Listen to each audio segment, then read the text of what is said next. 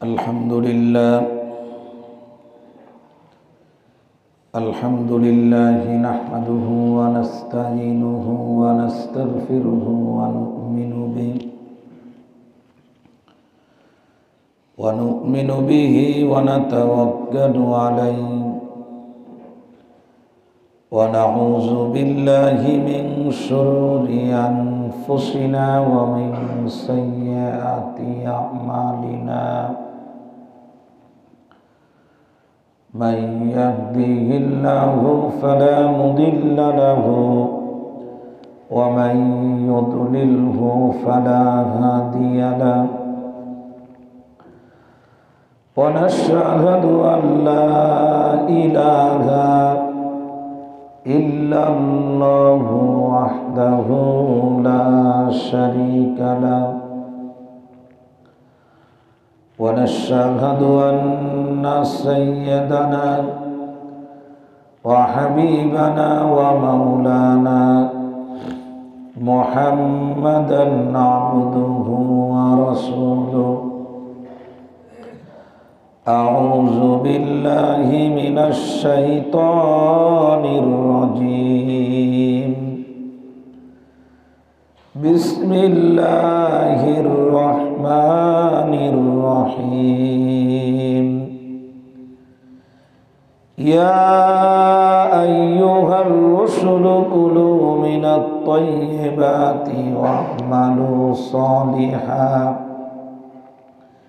إني بما تعملون عليم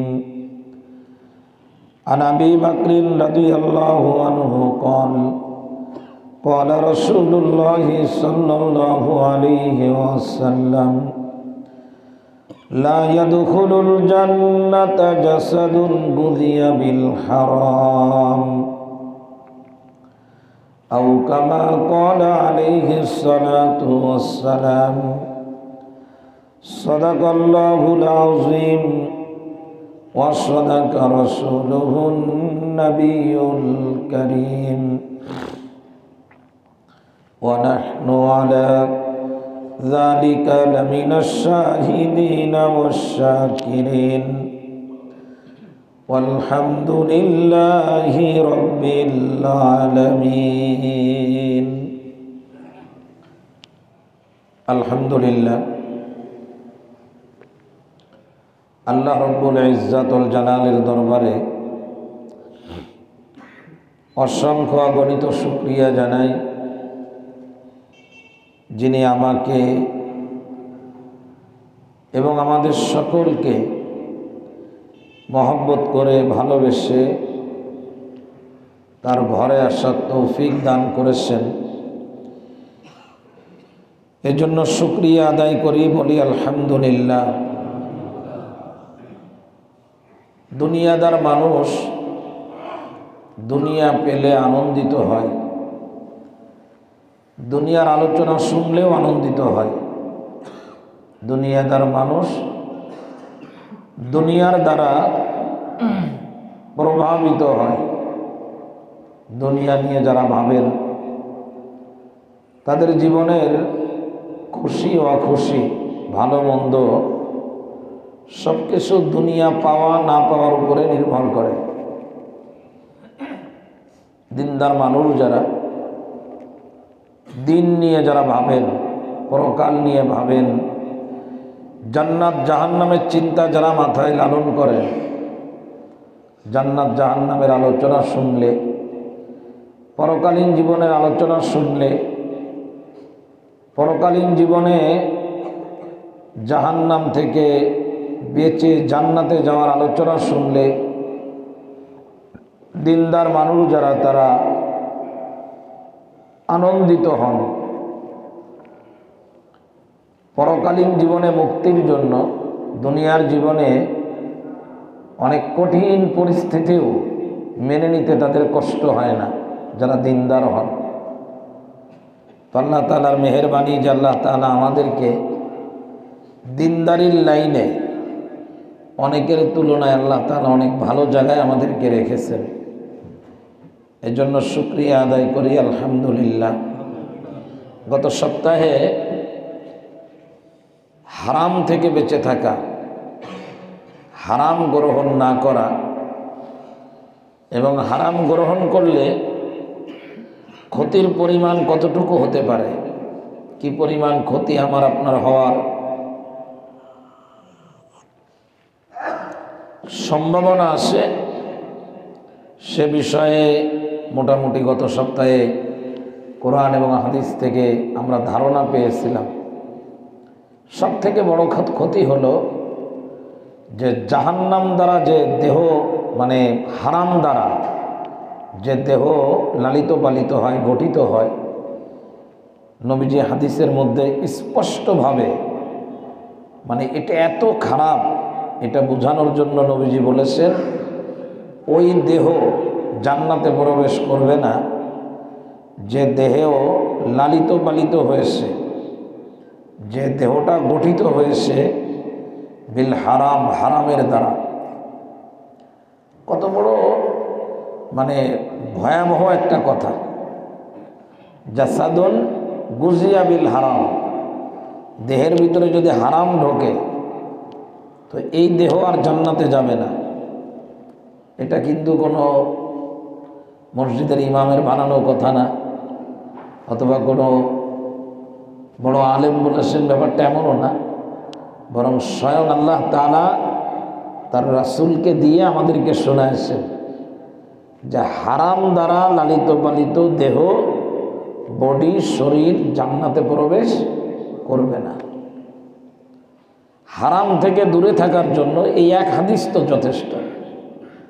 আমার মনে হয় না যে এর বাইরে আরও অনেক লম্বা হাদিস বা লম্বা আলোচনার দরকার হয়, যে আমার জন্য জান্নাতে যাওয়ার প্রতিবন্ধকতা তৈরি হবে, তো আমি তো এমন কাজ করব না। আল্লাহ তাআলা আমাদেরকে এই হাদিসের ঘোষণা অনুযায়ী হারাম থেকে বেঁচে থাকার তৌফিক আল্লাহ তাআলা দান করেন। সবাই বলেন আমিন। প্রিয় ভাইয়েরা, হারামের সাথে যে শুধুমাত্র পরকালীন জীবনে জান্নাত বঞ্চিত হওয়ার সম্পর্ক তাই না, বরং দুনিয়ার জীবনেও কারোর ভিতরে যখন হারাম খাবার ঢোকে, কারোর পকেটে যখন হারাম অর্থ ঢোকে, কারোর জীবন যাত্রায় যখন হারামের অনুপ্রবেশ ঘটে, হারাম ঢুকে যায়, রব্বুল আলামিন দুনিয়ার জীবনেও ওই ব্যক্তি যদি কোনো দোয়া করেন তো আল্লাহ তাআলা সেই দোয়াও কবুল করেন না। এ মর্মে কোরআনে কারীমের সূরাতুল আরাফের 175 থেকে 177 নম্বর আয়াতে লম্বা ঘটনা আছে। একজন মানুষ ছিলেন, হযরত আব্দুল্লাহ ইবনে আব্বাস থেকে বর্ণিত, যার নাম হলো বালআম। তার নাম বালআম। আল্লাহ তাআলা তাকে এমন যোগ্যতা দিয়েছিলেন যে সে ইসমে আজম জানত সে, এবং সে যে দোয়া করত আল্লাহ তাআলা তার সেই দোয়া কবুল করে নিতেন। মানে এত গ্রহণযোগ্যতা ছিল স্যার। এবং এই বেচারা বসবাস করতেন একেবারে বাইতুল মুকাদ্দাস, বর্তমান যে ফিলিস্তিন, এই বাইতুল মুকাদ্দাসের উনি মুকিম ছিলেন, মানে এইখানেই উনি ইবাদত বন্দেগী করতেন। তো এক লম্বা ঘটনা আছে কোরআন শরীফের মধ্যে, যে এই বেচারাকে কিছু উৎকোষ যারে বলে, ঘুষ, এইটা তাকে দেওয়া হয়েছিল নবীর বিরুদ্ধে দোয়া করার জন্য। এবং এই বেচারা ওই অবৈধ সম্পদ নিজের ভিতরে নিয়ে নবীর বিরুদ্ধে দোয়া করার জন্য হাত উঠাইছে। তো নবীর বিরুদ্ধে যখন দোয়া করে, যে লোকের দোয়া সবসময় কবুল হয়ে যায়, তো সে যা দোয়া করে ওই দোয়াটা তার উল্টা শোনা যায়। সে দোয়া করে মুসা আলাইহিস সালামের বিরুদ্ধে, কিন্তু প্রত্যেকটা দোয়া হয় মুসা আলাইহিস সালামের পক্ষে। লম্বা ঘটনা কোরআনে কারীমের 9 নম্বর পারার ভিতরে আছে। তো এই বালাম বিন বাউর, সে ছিল মুস্তাজাবুদ দাওয়াত, তার দোয়া কবুল হতো, দোয়া করলেই কবুল হয়ে যেত। এই জন্য ফিরআউন এবং তার লোকজন মিলে কিছু টাকা পয়সা দিয়ে ওনারে রাজি করছে যে আপনি একটু মূসার বিরুদ্ধে দোয়া করে দিবেন। তো যখনই এই অবৈধ ইনকাম করেছে এবং সেটা নিজের মধ্যে নিয়েছে, সাথে সাথে আল্লাহর পক্ষ থেকে মুস্তাজাবুদ দাওয়া বা দোয়া করলেই কবুল হয়ে যাওয়া, এই যে ঐতিহ্য তার ছিল, বিশেষত্ব, আল্লাহ তাআলা এটা তার কাছ থেকে ছিনায় নেন। এই জন্য আমরা অনেক সময় বলি যে আমাদের দোয়া কবুল হয় না কেন। প্রিয় ভাইরা, গভীরভাবে যদি আমরা নিজেদেরটা প্রত্যেকেই পার্সোনালভাবে, ব্যক্তিগতভাবে নিজেরটা নিজে চিন্তা করি, তো আমার দোয়া কবুল না হওয়ার অনেক কারণ আমি আমার নিজের ভিতরেই পেয়ে যাব। আমি আমার নিজের ভিতরেই পাবো, আরেকজনকে দোষ দিয়ে লাভ নাই। বলে না হুজুরদের দোয়া এখন কবুল হয় না। তো হুজুরদের দোয়া কবুল হয় কিনা এটা দরকার নাই, আপনি বলেন যে আমার দোয়া কবুল হয় কিনা। আমি আমার দিকে তাকায় বলি যে আমার দোয়া কি কবুল হয়? কারণ হুজুর হয়ে দোয়া আল্লাহর কাছে যেতে হবে এমন তো কোনো জরুরি কিছু না। দোয়া আপনি করলেও কবুল হবে, আমি করলেও কবুল হবে। আর যদি কবুল না হওয়ার মতো কোনো কাজ করি, তো আমারটাও কবুল হবে না, আপনারটাও কবুল হবে না। এখানে মসজিদের ইমামরে দোষ দেওয়ার কোনো দরকার নাই। বলে ওই এখন এই জামানায় সেই হুজুর আর নাই যে হাত তুলে দোয়া করলেই আল্লাহ গজব পাঠায় দেবে অথবা রহমত পাঠায় দেবে। এ জাতীয় কথা বলে আমরা নিজেদের দোষকে আড়াল করার চেষ্টা করি। আমরা নিজেদের দোষকে আড়াল করার চেষ্টা করি, এটার কোনো দরকার নাই। বরং আমি আমাকে বলি যে আমার দোয়া কেন কবুল হয় না, তো আমি আমারটা পেয়ে যাব, খুব সহজে পেয়ে যাব। তো বালাম বিন বাউর মুস্তাজাবুদ দাওয়াত ছিলেন, হারাম খেয়েছেন তাফসীরের কিতাব এবং কোরআন শরীফের আয়াত, তো সাথে সাথে তার দোয়া কবুল হওয়ার যে এক বিশেষত্ব তার ভিতরে ছিল, এটা আল্লাহ তাআলা উঠায় নেন। লোক সংখ্যা কম হোক কিন্তু হালাল খায়, কম খায় অসুবিধা নেই, বেশি খাওয়ার দরকার নাই, কিন্তু যতটুকু খাবো সেই খাবারটা যেন কি হয় বলেন, হালাল হয়। তো এখন আমি গত জুমার দিনে বলেছিলাম, সব তো আর মনে থাকবে না শোনার সাথে সাথে। তো এটার সহজ বুদ্ধি যেটা, যে হাদিসে এই বর্ণনাগুলো যখন আমার সামনে আসে, যদি নাকি আমার ভিতরে জাতীয় কোনো ত্রুটি থেকে থাকে, আমি নিজ থেকে এখনই আল্লাহর ঘরে বসেই নিজকে নিজে বলবো যে এ জাতীয় অন্যায় আমি আর জীবনে করব না। এমন না যে হুজুর কি আমার সম্পর্কে জানেন কিনা, সম্ভবত হুজুর মনে হয় জানেন যে আমি এই কাজগুলো করি। এতে আপনার সঙ্গে একজন আলেমের সঙ্গে দূরত্ব তৈরি হবে, এইটা না মনে করা, বরং আমার ত্রুটি আছে সেটা আমি জানি, আমার আল্লাহ জানেন। তো আমার ত্রুটি এতদিন আমি বুঝতে পারি নাই, আজকে আমি হাদিসের বর্ণনা থেকে আমার ত্রুটিটা বুঝে ফেলেছি। তো এটা আমার ত্রুটি যেমন গোপন আছে, আমি গোপনে গোপনে আমার নিজেকে ত্রুটিমুক্ত বানায় ফেলবো ইনশাআল্লাহ। এটা হলো বয়ান শোনার নিয়ম এটা। তো আমরা প্রথমে যে হাদিসটা শুনবো, এই হাদিসের মধ্যে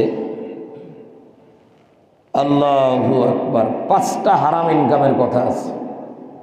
এর মধ্যে একটা হারামের ব্যাপারে আমাদের যারা মুহাক্কিকিন যারা আছেন, অভিজ্ঞ উলামায়ে কেরাম, অন্য হাদিস থাকার কারণে এটাকে সরাসরি হারাম বলেন নাই, তবে অন্য কোনো ব্যবস্থা থাকলে এই পেশা বেছে নেওয়াকে অনুত্তম বলেছেন। যদি অন্য কোনো ভালো পেশা গ্রহণের সুযোগ থাকে তাহলে এই পেশায় না যাওয়া, সেটা আমি বলে দেবো ইনশাআল্লাহ। রাসূল করিম সাল্লাল্লাহু আলাইহি ওয়াসাল্লাম বলেন, সামানুল কালবি খবিথুন, সামানুল কালবি খবিথুন, কুকুর বিক্রি করে যে মূল্য গ্রহণ করা হয়, এটা ইসলামের শরীয়তে জায়েজ নাই, এটা হারাম, নিষিদ্ধ, সুযোগ নাই এটা। এখন আপনি 3 লাখ টাকা দিয়ে কুকুর কিনে কোলে করে নিয়ে ভরবেন নাকি মানিব্যাগের মধ্যে নিয়ে ভরবেন, সেটা হলো আপনার ব্যাপার। কিন্তু কুকুর ক্রয় বিক্রয় এটা কোনো সামান না, এটা শরিয়াতে একেবারেই জায়েজ নাই। এটা সেটা যে দেশেই বিক্রি হোক, আমেরিকায় হলেও জায়েজ নাই, শিক্ষিত লোক করলেও জায়েজ নাই। যেটা না জায়েজ সেটা না জায়েজ। সহজ বুদ্ধি হলো যে খুলনা বিশ্ববিদ্যালয়ের কেন্দ্রীয় মসজিদের খতিব মুফতি আব্দুল কুদ্দুস গল্লামারি একটা কুকুরের দোকান দিয়েছে। আগামী জুমায় সবাই আসবেন তো এই মসজিদে নাকি? হ্যাঁ, আমি গল্লামারিতে একটা কুকুর বিক্রি করার দোকান দেব, তো আগামী জুমায় আপনারা আসবেন না এই মসজিদে ইনশাল্লাহ? কি বলেন, আসবেন না কেন? এটা খারাপ। এটা আমার জন্য যেমন খারাপ, পৃথিবীর প্রত্যেকটা মানুষের জন্য এটা খারাপ। আমার জন্য যেটা খারাপ সেটা অন্য কারোর জন্য সেটা। অনেক সময় আমরা বলি না যে আপনি হুজুর মানুষ, এটা করলেন কিভাবে? হুজুরের জন্য তো আলাদা কোনো ইসলাম নাই। আমার স্ত্রীর জন্য পর্দা করা যেমন বাধ্যতামূলক, আপনি আমার পিছনে ইক্তেদা করেছেন, আপনার স্ত্রীর জন্য ঠিক একই রকম বাধ্যতামূলক। আমার জন্য মদ খাওয়া যেমন হারাম, আপনার জন্য ঠিক একই লেভেলের, একই স্তরের হারাম। আমার জন্য টাকটুর নিচে কাপড় পরা যেমন হারাম, আমি একজন মুসলমান, আমার জন্য ঠিক। আলেমদের জন্য আলাদা ধর্ম না, এটা করা যাবে না। 2 নম্বরে নবীজি বলেছেন ওয়া মাহরুল বাগী খবীথুন, ব্যভিচারের বিনিময়ে যে অর্থ উপার্জন হয় এটা হারাম। ব্যভিচার দেহ ব্যবসা, যেটাকে খুব একটা গ্রামের ভাষায় বলে চামড়া ব্যবসায়ী।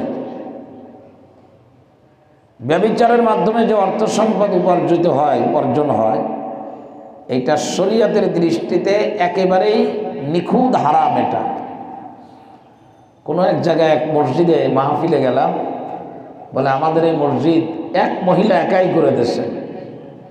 স্বাভাবিকভাবেই প্রশ্ন হয় মহিলা কি করে? তো এরপরে যে জবাব দিল সেটা আর এখন বলা সম্ভব না। তো আমি বললাম যে ওই মহিলা এইভাবে ইনকাম করে এনে মসজিদ করে দিল, আর আপনারা হাসি মুখে সেটা গ্রহণ করলেন, তো এই মহিলাকে ওই কাজের ব্যাপারে আপনারা উৎসাহ দিলেন। এবং এজন্য অবৈধ ইনকাম যারা করে এদের কাছ থেকে দানের টাকা নেওয়ার ক্ষেত্রেও ইসলামী শরিয়াত খুব সচেতন এবং সতর্ক থাকতে বলেছে। সে দেহ ব্যবসা করে টাকা আনবে আর এলাকায় মসজিদ করে দিচ্ছে পরকালে জান্নাতে যাওয়ার জন্য, এই সুযোগ ইসলামের মধ্যে নাই। এখন দেহ ব্যবসা পুরুষও হতে পারে, মহিলাও হতে পারে। দুনিয়াতে অনেক দেশ আছে পুরুষ দেহ ব্যবসা করে। বর্তমান দুনিয়াতে আল্লাহ তাআলা এ জাতীয় ব্যবসা থেকে মুসলিম অধ্যুষিত বাংলাদেশকে আল্লাহ হেফাজত করেন। আমেরিকায় দাবানলে সব পুড়ে শেষ হয়ে যাচ্ছে। অত্যাধুনিক প্রযুক্তি, যে প্রযুক্তি দেখলে আপনার মতো আমার মতো সাধারণ মানুষ হাক্কা বাক্কা খেয়ে যাবে যে কি প্রযুক্তি। আমাদের দেশে যখন কোনো বিল্ডিংয়ে আগুন ধরে, সোশ্যাল সাইটে দেখা যায় অনেকেই লেখে যে দেশ এত উন্নত হয়েছে, কেন আমেরিকা থেকে আগুন নিভানো মেশিন আনে না? কোথায়? দেখেও না দেখার ভান করবো না আমরা। সর্বশেষ গত 3-4 দিন আগে মুসলমানদের কাছে দ্বারস্থ হয়ে বলা হয়েছে যে আপনারা আপনাদের ধর্ম অনুযায়ী ব্যবস্থা নেন। মুসলমানদের ব্যবস্থা হলো কানো আঙ্গুল দাও আর মুখ দিয়ে আজানের আওয়াজ বের করো।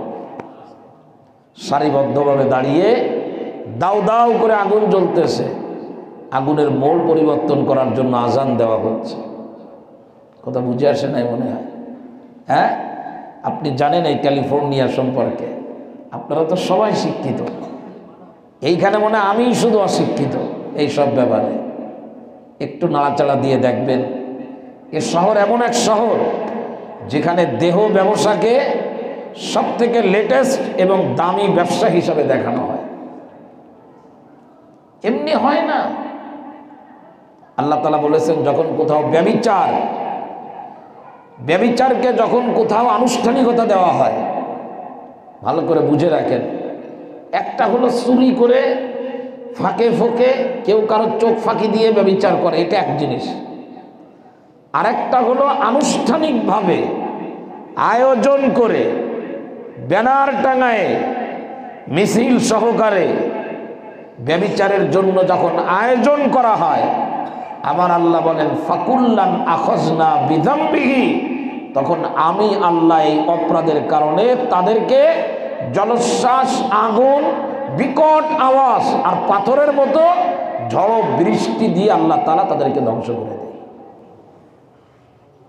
কোরআনে কারিমে সূরাতুল আনকাবুতের স্পষ্টভাবে আসছে।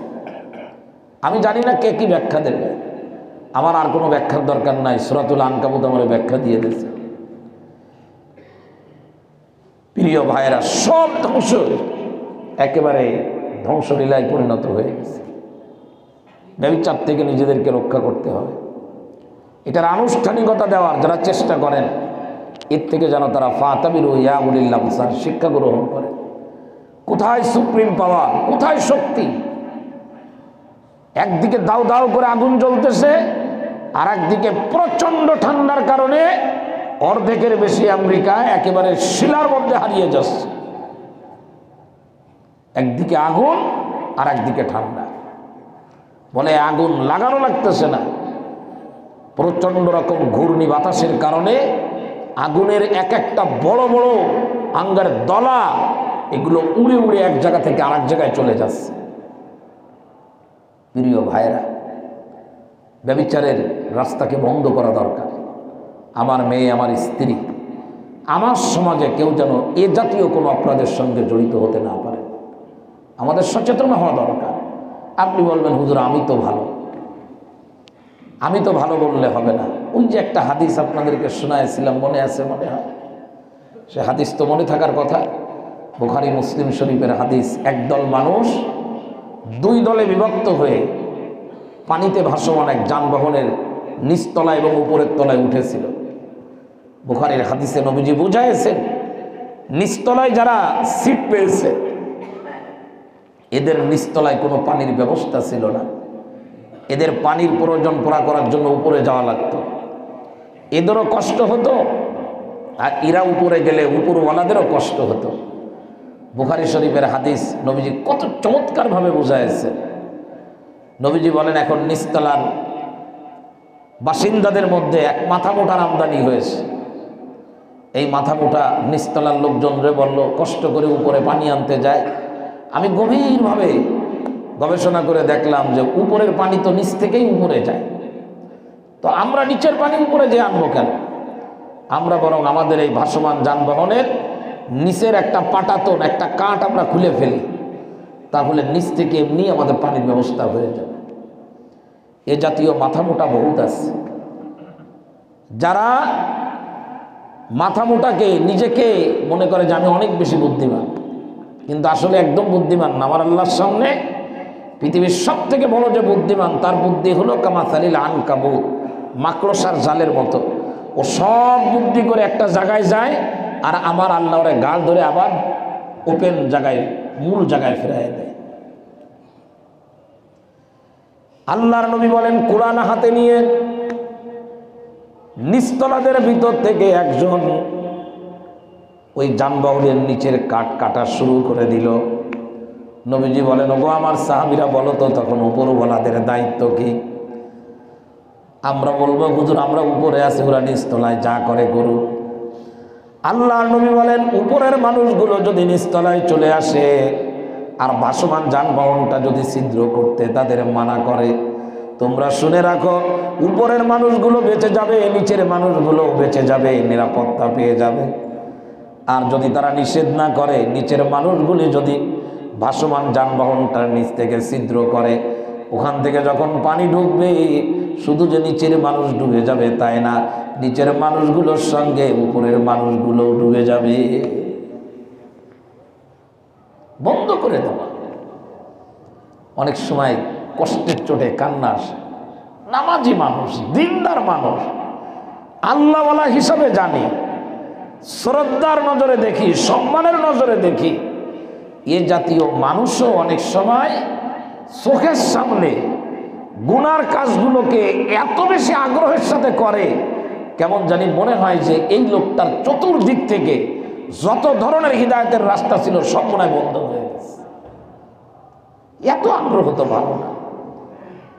একটা হলো অনিচ্ছায় গুনাহ হওয়া, করতে চাইনি, বাধ্য করা হয়েছে করার জন্য। আর একটা হলো সেধে আবেগী হয়ে, অনুপ্রাণিত হয়ে, খুব আগ্রহ ভরে গুনাহের কাজের মধ্যে ঢুকে যাওয়া। এটা আল্লাহর কাছে খুবই অপছন্দ। তো ব্যভিচারের মাধ্যমে যে অর্থ উপার্জন হয় এটা শরীয়তে জায়েজ না। এই হাদিসের মধ্যে 3 নাম্বার যেটা আসছে, ওয়া কাসবুল হাজ্জামি খবীথ, হাদিস সহিহ। নবীজি বলেছেন যে শিঙ্গা লাগায় যারা, মুখ দিয়ে শরীরের রক্ত বের করে ওই যে বিশেষ পদ্ধতির মাধ্যমে, এটা এই হাদিসের মধ্যে নিষিদ্ধ করা হয়েছে, এটাও ভালো না।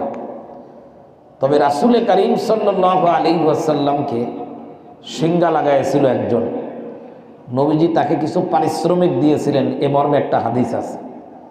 তো এখন এখানে নিষেধাজ্ঞা আর ওইখানে নবীজি নিজে দিলেন। তো 2 হাদিস এক জায়গায় রেখে ইসলামিক স্কলার যারা ফুকাহা মুহাদ্দিসিনে কিরাম তারা লিখেছেন যে শিঙ্গার মাধ্যমে, শিঙ্গা লাগায় যে ইনকাম করা হয় এটা হারাম না, তবে অনুত্তম। যদি অন্য কোনো ব্যবস্থা থাকে ইনকামের, তো এ জাতীয় কাজ আয়ের সোর্স হিসাবে গ্রহণ না করা। বুঝে আসছে আমার? আল্লাহ তাআলা বুঝার তৌফিক দান করে। 4 নাম্বার, অন্য হাদিসের ভিতরে নবীজি বলেন যে 4র্থ নাম্বার হলো ইয়া আল্লাহ, গণকের উপার্জন। গণক আছে না? গণক মানে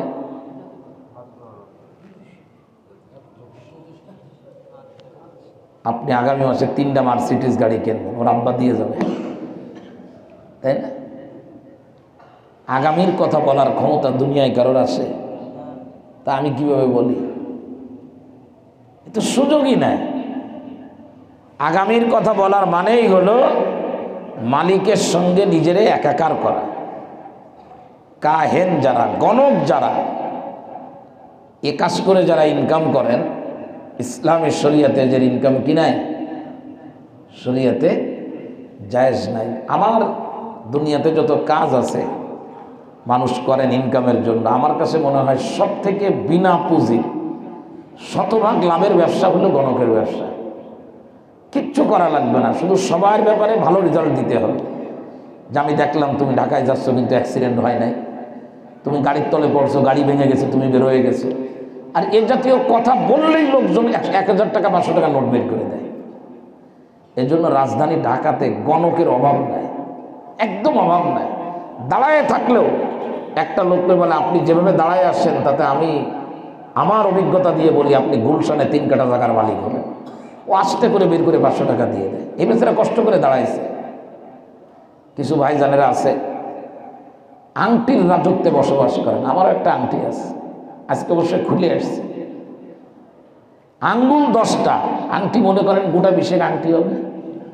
একটা হলো বিবাহর আগের আংটি, আর বাকি সবগুলো বিয়ের পরের আংটি। এক এক জায়গায় যায় আর এক এক গণকের কথা মতো আংটি কিনতে থাকে। এক এক আংটিতে নাকি এক এক ধরনের গুণ বহন করে। শিরিক, স্পষ্ট শিরিক।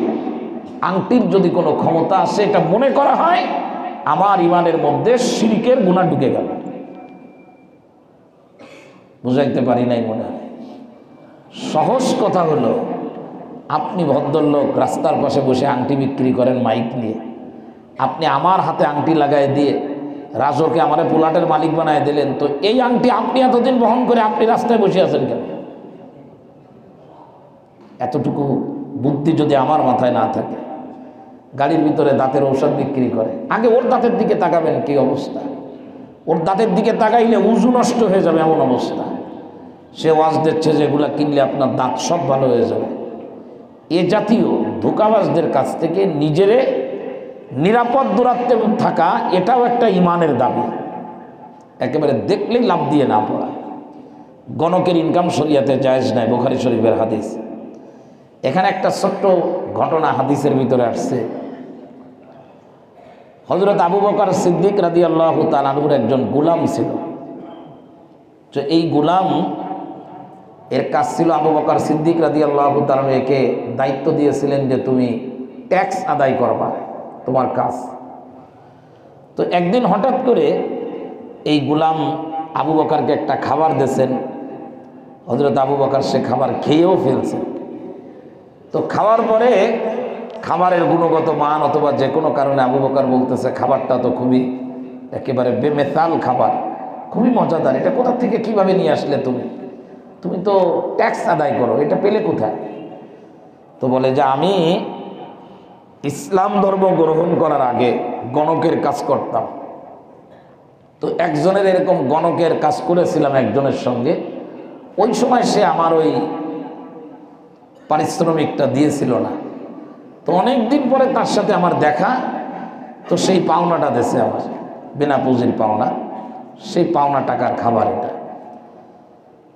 এবং সাথে সাথে ওই গোলাম এটাও বললো যে আমি জীবনে কোনো দিন গণকের যে যোগ্যতা তা আমার ছিল না, কিন্তু আমি মোটামুটি ওই যে শিকল টিকল পেঁচায় এমন একটা ভাব করছি যে লোকজন আমার গণক মনেই করবে। আছে না শিকল হাতের ভিতরে, মনে করেন যে জাহাজ বাঁধা, ওই যে রড শিকল লোহা দিয়ে তৈরি করা, এগুলো বেঁধে এমন ভাব করে তাতে স্বাভাবিকভাবেই মনে হয় যে এর কাছে গেলে কিছু পাওয়া যাবে। আল্লাহ তাআলা আমাদেরকে সহি বুঝ দান করেন। ডাকবাংলা অঞ্চলে একসময় এক পাগল ছিল, একদম মানে শরীরের ভিতরে এত ময়লা। আমি তো অনেক আগে খুলনাতে আসছি, ওরে আমিও দেখছি। কিছু ব্যবসায়ী আমার পরিচিত আছে, তাদেরও দেখছি যে সকালে দোকানে যায়, ডাকবাংলা মোড়ে ওরে দেখলে একটু মাথায় ফু দিয়ে যাইতো, বিভিন্নভাবে ওর কাছ থেকে বিভিন্ন জিনিস নিয়ে তারপরে যাইতো, ব্যবসায় বরকত হবে। তো খুলনা শহরে মতি মসজিদ নামে একটা মসজিদ আছে। এই মসজিদের এক ইমাম ছিলেন মুরব্বী। ওনার মসজিদের এক মুসাল্লি ওই একেবারে আপাদমস্তক পরনে কিছুই নাই তার, এই পাগলের কাছ থেকে মাথায় ফু দিয়েছে। এটা হুজুর দেখছে সকালবেলায়। তো হুজুর মুসাল্লিকে বলছে আপনি ওর কাছ থেকে ফু দিলেন, ও কি দিবে আপনারে? বলছে হুজুর আপনি জানেন না ওর ভিতরে কি আছে। তো ওই হুজুর আবার খুব রসিক ছিলেন। হুজুর বলছে যে পরনে তো কাপড় নাই, যা আছে তো দেখাই যায়, এর বাইরে আর কি আছে? এটা আমি হাসির জন্য বলি না, মানে আমাদের মানসিকতা যেন এত নিচে না নামে যে আমি আমার সর্বস্ব কারোর সামনে বিলীন করে দেব। আল্লাহ তাআলা আমাদের বোঝার তৌফিক দান করেন। হযরত আবু বকর যখন শুনলেন যে এই খাবার হলো, কিসের খাবার বলেন? এই খাবার কিসের? হাদিসের ভিতরে আসছে ফাআদখালা আবু বকরিন ইয়াদাহু, হযরত আবু বকর তখন নিজের আঙ্গুল গলার ভিতরে ভরে দিলেন। খেয়াল করেন মুসলমান, লা ইয়াদখুলুল জান্নাতা জাসাদুন গুজিয়া বিল হারাম, শরীরের মধ্যে হারাম ঢুকবে আর সেই শরীর আল্লাহর জান্নাতে যাবে না। হযরত আবু বকর আঙ্গুল ঢুকায় দিলেন গলার ভিতরে। হাদিসের ভিতরে হযরত আবু বকর সম্পর্কে বুখারীর হাদিসের ভিতরে আসছে, মুখের ভিতরে আঙ্গুল ঢুকালেন এবং আঙ্গুল ঢুকানোর পরে যা তার পেটের ভিতরে ছিল ফাকা কুল্লা শাইইন ফি বাতনিহি, পেটের ভিতরে যত খাবার ছিলেন সব বমি করে দিলে। মানে যত দূর বের করা যায় পেটের ভিতর থেকে অত দূর পর্যন্ত জোর করে বমির মাধ্যমে বের করে দিলেন। প্রিয় ভাইয়েরা, আমরা এই জাতীয় খাবার খেতে কখনোই আমাদেরকে যেন কেউ এ জাতীয় চক্রান্তের শিকার কেউ করতে না পারে। আমরা এই জাতীয় খাবার খাবো না। এরপর 5 নাম্বার, এটা খুবই একেবারে গুরুত্বপূর্ণ, সুদ গ্রহিতা। সুদের টাকা সেটা নতুন হোক আর পুরাতন হোক, খামের ভিতরে দিক আর ওপেনে দিক, দিনে দিক আর রাতে দিক, এইটা হারাম। সুদের টাকা হারাম। আমরা অনেক মানুষ আছি, আল্লাহ তাআলা আমাকেও হেফাজত করেন, আমাদের সকলকে করেন। ভয় লাগে।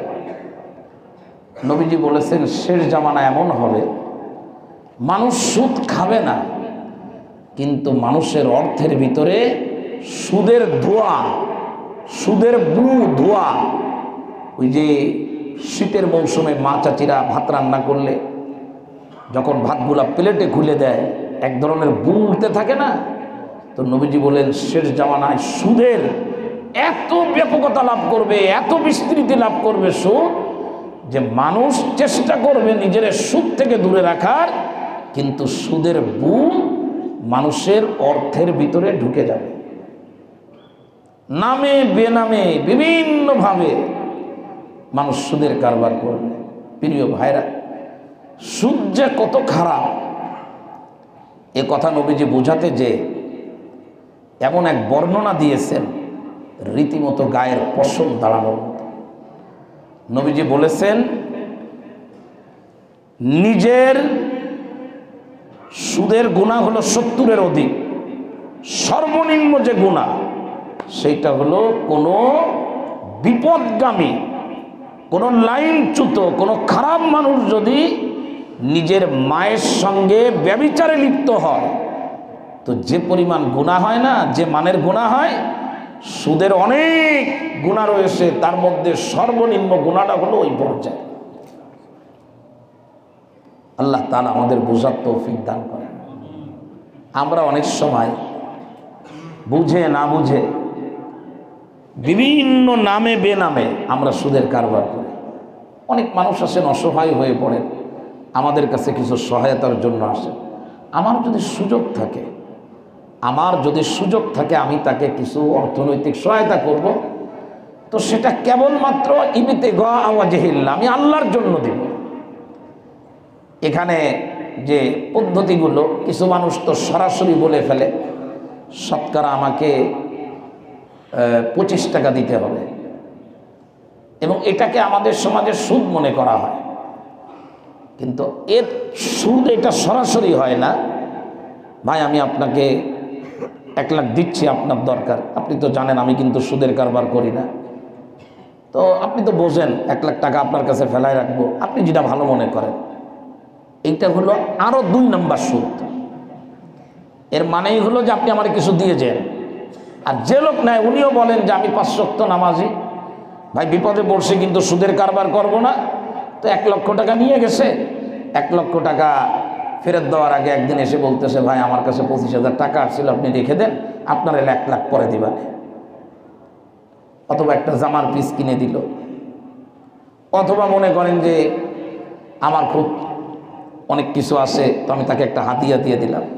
এই জন্য ইসলামের শরিয়া যারা ট্যাক্স সংগ্রহ করে মাঠে ঘাটে, মানুষের সাথে যাদের মুআমালা, এরা কবলাল আখজ বাদাল আখজ, কাজের আগে অথবা পরে যাররা পরিমাণ হাদিয়া গ্রহণ করা, এটা হযরত ওমর ফারুক দণ্ডনীয় অপরাধ হিসাবে দেখতেন। কিছু কিছু চাকরি এরকম আছে না, ওই চাকরি হইলে স্কেলের দিক তাকানো লাগে না, হাদিয়ার চোটে বাড়ির বারান্দা ভরে যায়। ইসলামের শরিয়াত কিছু মানুষের জন্য এ জাতীয় জায়গাতেও সচেতন করার জন্য হাদিয়া গ্রহণকেও নিষেধ করে দিয়েছে, কাজের আগে অথবা পরে। সুতরাং আমরা সুদের কারবার করব না। সুদ গ্রহীতা এবং দাতা দুইজনই সমান অপরাধী, এ কাজ আমরা করব না। এখানে একটা কথা ছোট্ট করে বলবো, লোকালে এটা হয় বেশি। আমার কাছে প্রায় সময় মাসআলা আসে বিভিন্ন জায়গা থেকে, ওই প্রমোট এরিয়া থেকে মোবাইল করে, হুজুর আমি একটা চাকরির জন্য পরীক্ষা দিয়েছিলাম, আমি টিকে গেছি, ভাইবা হয়ে গেছে, এখন কমিটির পক্ষ থেকে আমাকে বলা হচ্ছে যে আপনাকে তো কম্পিউটার শিক্ষক হিসাবে নেওয়া হবে, তো আমাদের একটা কম্পিউটার আছে, ওটা পিসি নষ্ট হয়ে গেছে, তো আপনি যদি কিছু মনে না নেন যোগদান করার আগে একটা কম্পিউটার কিনে দিতেন। এই জাতীয় পরিস্থিতির মুখোমুখি যদি কোনো আমার স্টুডেন্টদেরকে বলি, ছাত্র ভাইদেরকে, পরীক্ষা দেওয়ার পরে চূড়ান্তভাবে নির্বাচিত হওয়ার পরে আমাকে চাপ দিয়ে যদি আমার কাছ থেকে কেউ অর্থনৈতিক সুবিধা গ্রহণ করে, সেক্ষেত্রে দাতা গুনাহগার হবেন না, গ্রহীতা গুনাহগার হবেন। কিন্তু আরেকটা হলো যে আমার যোগ্যতাই নাই, আমাকে নিয়েছে কম্পিউটার শিক্ষক হিসাবে, কিন্তু আমি কিবোর্ড চিনি না, গোল্ডারে কি কয় তাও আমি জানি না, উসুলারে কি কয় তাও জানি না। ঢোকার পর এখন প্রিন্সিপালরে বলতেছে, স্যার আমি তো কম্পিউটার তো দেখি নাই কোনোদিনও, কীরকম লাল না কালো। আপনি যদি এ জাতীয় নিজের যোগ্যতা নাই, অথচ আপনি একটা কাজকে গ্রহণ করলেন টাকার বিনিময়ে, 100 বছর চাকরি করবেন, আপনার প্রত্যেকটা টাকা হারাম হবে। যেখানে আমার যোগ্যতা নাই সে জায়গায় আমি টাকা দিয়েও বসতে পারবো না। আল্লাহ তাআলা আমাদের বুঝার তৌফিক দান করে। এরপর যেটা আসছে হাদিসের ভিতরে, ট্যাডো করা মনে হয় বলে, আমি তো এসব ব্যাপারে অভিজ্ঞ না, হাদিসের মধ্যে আছে তাই বলি। উল্কি করে এবং উল্কি করায়, ওই যে আল্লাহর দেওয়ায় সুন্দর হাতটাকে এই জায়গায় দেখবেন অনেকে কি কি এরকম করে কি করে, এগুলো আমি তো বুঝি না। এগুলা যারা করে এবং যে করায়, এই দুইজনই আল্লাহ পাকের পক্ষ থেকে নবীর জবানে অভিশপ্ত। এগুলা করায় যারা টাকা ইনকাম করে, এদের ইনকাম শরীয়তে হারাম, এটা জায়েজ নাই।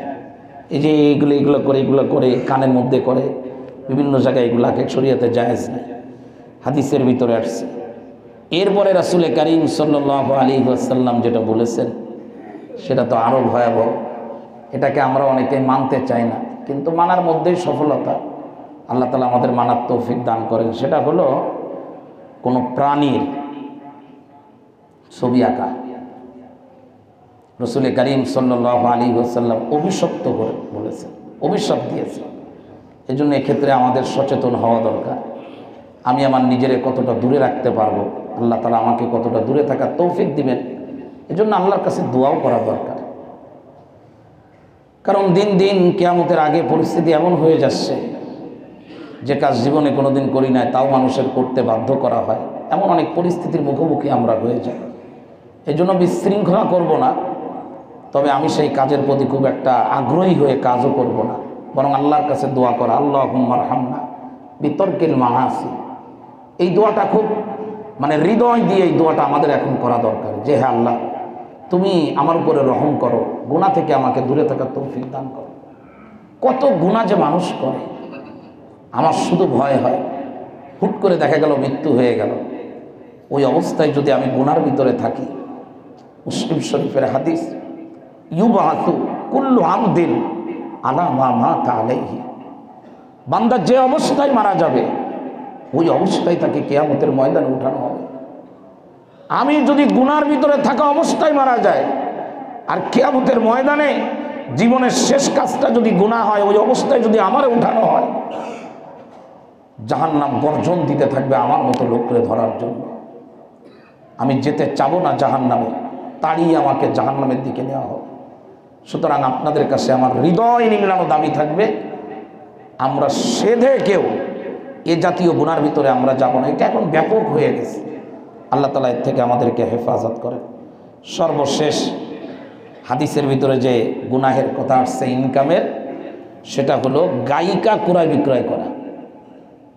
গায়িকা ক্রয় বিক্রয় করা কোরআন শরীফের সূরাতুল লুকমানের ভিতরে আসছে 21 নম্বর পারায়।